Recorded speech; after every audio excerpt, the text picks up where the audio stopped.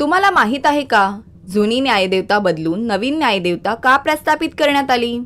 जुनी न्यायदेवता आणि नवीन न्यायदेवता यांचा बदल हा केवळ मूर्तीपुरता बदल नसून त्यामागे एक विशिष्ट संदेश आणि सामाजिक दृष्टिकोन बदलण्याचा प्रयत्न आहे. या दोन्ही न्यायदेवतांमध्ये काही महत्त्वाचे सांस्कृतिक, वैचारिक आणि सामाजिक मुद्दे आहेत, जे देशाच्या बदलत्या मानसिकतेचे प्रतीक मानले जातात. नवीन न्यायदेवता आपल्याला काय संदेश देते, तेच आपण आजच्या भागात पाहणार आहोत. जुनी न्यायदेवता प्रामुख्याने ग्रीक, रोमन न्यायदेवतेवर आधारित होती, ज्याला लेडी जस्टिस म्हटले जायचे. तिच्या मूर्तीत तिच्या डोळ्यांवर पट्टी होती. न्याय अंध असतो, तो व्यक्तीच्या जाती, धर्म, वर्ग किंवा लिंग बघत नाही, हे यातून दर्शवले जात होते. हातात असणारी तलवार कठोर आणि जलद न्यायाचे प्रतीक मानले जायचे. हातातील तराजू हे दर्शवत होता की न्यायाची समतोलता, न्याय फक्त योग्य आणि तर्कसंगत प्रमाणावर दिला जातो. जुनी न्यायदेवता आपल्याला काय शिकवते? न्यायामध्ये तटस्थता हवी, प्रत्येकाला समान वागणूक द्यावी, न्याय मिळवण्याचा मार्ग कठोर असला तरी सत्यावर आधारित असावा. नवीन न्यायदेवतेची मूर्ती बदलली आहे आणि तिच्या स्वरूपात काही बदल केले आहेत. विशेषतः भारतात नवीन न्यायदेवतेचा दृष्टिकोन अधिक स्थानिक आणि सांस्कृतिकदृष्ट्या सुसंगत केला गेला आहे. नवीन न्यायदेवतेच्या डोळ्यावर पट्टी नाही, कारण नवीन न्यायदेवता डोळे उघडे ठेवून सर्व काही पाहते.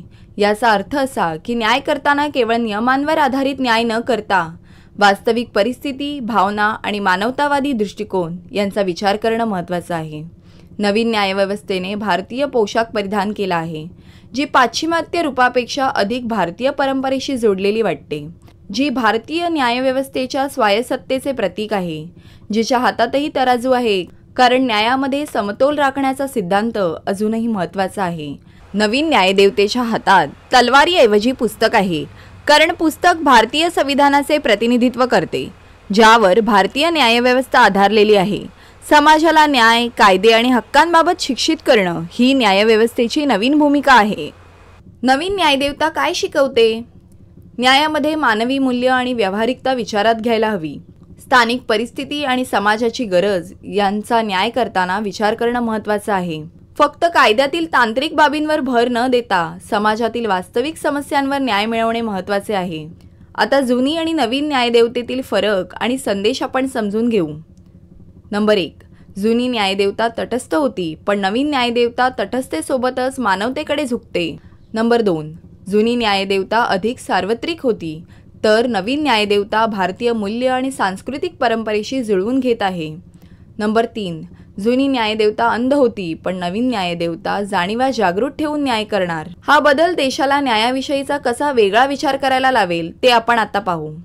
नवीन न्यायदेवता लोकांना जास्त आपली वाटेल, कारण ती आपल्या संस्कृतीशी आणि आपल्या मूल्यांशी जोडलेली आहे. नवीन न्यायदेवता फक्त दंडावर भर न देता लोकांचे सुधार आणि समाजाचे कल्याण यावर भर देईल. नवीन न्यायदेवता समाजातील प्रत्येक घटकाला विचारात घेईल, मग ते लहान वर्ग असो, अल्पसंख्याक असो किंवा दुर्बल असो. न्यायव्यवस्था केवळ नियमांवर चालणारी प्रणाली नसून ती लोकांसाठी आणि लोकांनी चालवलेली प्रणाली आहे हा विश्वास निर्माण करेल. तत्वज्ञानानुसार न्यायदेवतेमध्ये बदल करणं का गरजेचं होतं?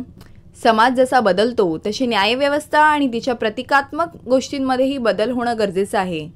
न्याय फक्त नियमांचा खेळ नसून तो सत्य, मानवी मूल्य आणि संवेदनशीलता याचा संगम आहे.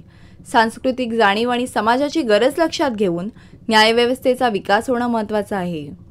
जुनी आणि नवीन न्यायदेवतेतील फरक हा फक्त मूर्त्यांमधील बदल नसून तो भारतीय समाजाच्या न्यायव्यवस्थेचा आणि दृष्टिकोनाचा एक प्रवास आहे. नवीन न्यायदेवता लोकांच्या गरजा, भावना आणि सामाजिक वास्तविकतेला न्याय देईल, ज्यामुळे लोकांचा न्यायव्यवस्थेवरील विश्वास दृढ होईल. अशाच माहितीपूर्ण व्हिडिओसाठी आपल्या चॅनलला सबस्क्राईब करा. व्हिडिओ आवडला असेल तर लाईक करा.